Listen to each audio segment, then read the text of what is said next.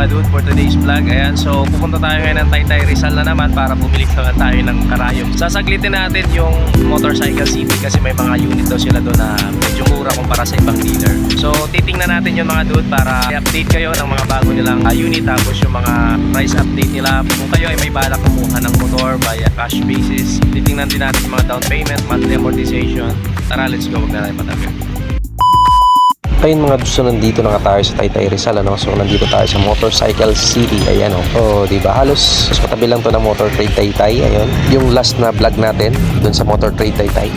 May nakapagsabi kasi sa akin mga dude na medyo mas mura dito yung mga motor, scooter, tapos may underbone din sila dito na mura, yung Raider R150 carb. So titingnan natin lahat yan mga dude. So ayan, dahil dun sa last na vlog natin dun sa Motor Trade ay medyo mas mura to ng mga 2,000 or hanggang 3,000, kaya iisa-isahin natin yung mga motor na to mga dude. Yung Mio 125S, ayan yung SRP niya dito 82,900 lang, magda-down ka lang ng 6,300. And ayan, tapos yan na yung mga monthly amortization mo, yung 3 years 4.6 na lang. Ayan, kung sa ibang dealer to nasa 84,000 to. Alright, so dako tayo dito banda. Ayan o, yung Mio Gear S nila dito, ayan o, napaka-pogi. Ayan o, 84,400 yung cash, magdadan ka ng 6.4.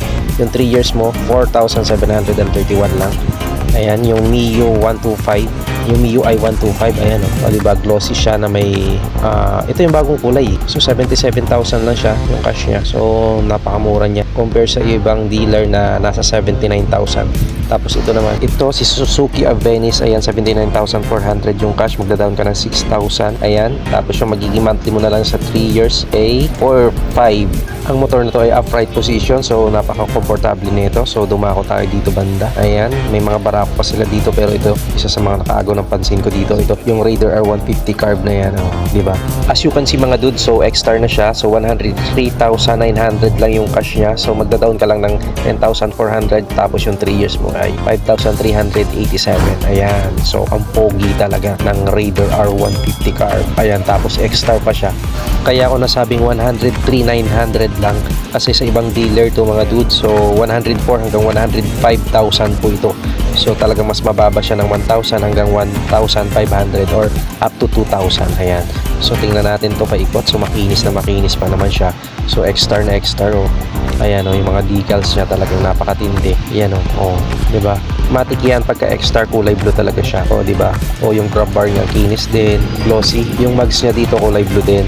At syempre sa decals, alam naman natin na sa mga nakasulat dyan side by side ay kung ano yung information about sa motor na to, yun yung nakalagay talaga dyan sa decal. Ayan, may isang color variant pa dito, yung Suzuki Raider R150 carb. Ayan, may nakalagay dito. Ayan, less 1,500.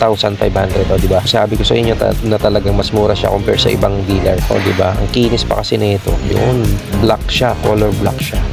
Ayan mga dude, so yan yung ating content ngayong araw. So ilalagay ko na lang yung address ng Motorcycle City dito, tapos yung contact number nila para alam nyo kung paano sila makontak, tapos kung may gustong mag-inquire sa mga unit nila.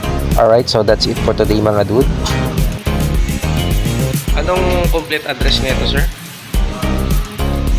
So ayan mga dude, ang complete address nila, tapos yung contact number, at yan yung mga requirements kung gusto nyo kumuha ng unit. At dyan ang nagtatapos sa video natin ngayong araw. So kung nakaabot ka hanggang sa huling bahagi ng ating video mga dude, baka naman pwedeng pakilike, subscribe, at then hit nyo na rin yung notification bell para maging updated kayo sa mga susunod pa nating video.